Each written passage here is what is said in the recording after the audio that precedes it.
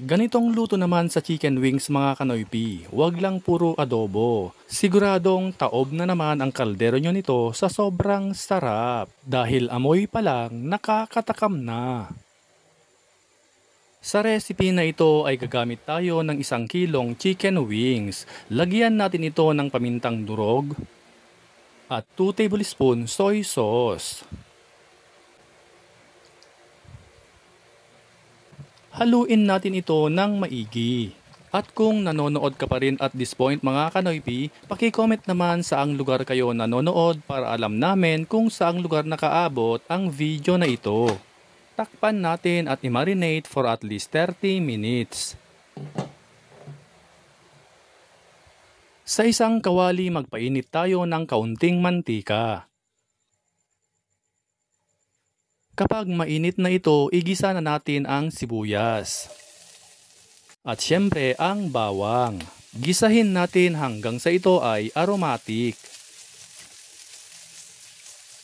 Kapag naamoy nyo na ang bango nito, ilagay na natin ang 100 grams butter. Ituloy ang paggisa hanggang sa matunaw ang butter. Kapag natunaw na ito, isir na natin ang chicken wings.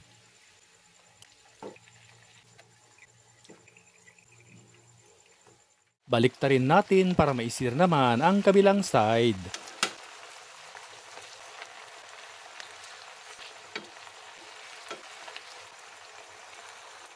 Kapag okay na ito, ilagay na natin ang oyster sauce, 1 tablespoon.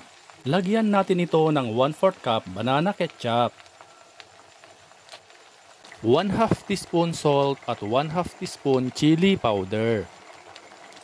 At syempre, lagyan natin ito ng 1 cup Sprite.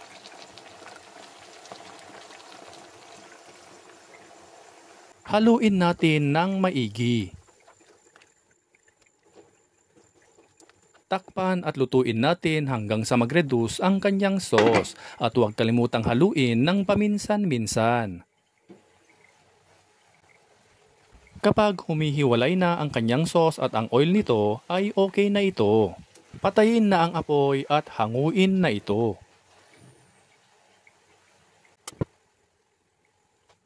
Ihanda na sa lamesa at ihanda na ang maraming kanin. Sabayan mo na rin ng napakalamig na soft drinks. Kita nyo naman mga kanoypi, itsura pa lang nakakatakam na. Kung natakam ka sa video na ito, itag at ishare nyo na rin ito sa mga friends at family ninyo. Shoutout nga pala kay Benny Busto of Edmonton, Alberta, Canada at sa ating top fan na si Ma'am Leonora Tomate Espino from Santa Mesa, Manila. At sa lahat ng ating avid followers and viewers worldwide, maraming salamat po sa walang sawang pagsuporta.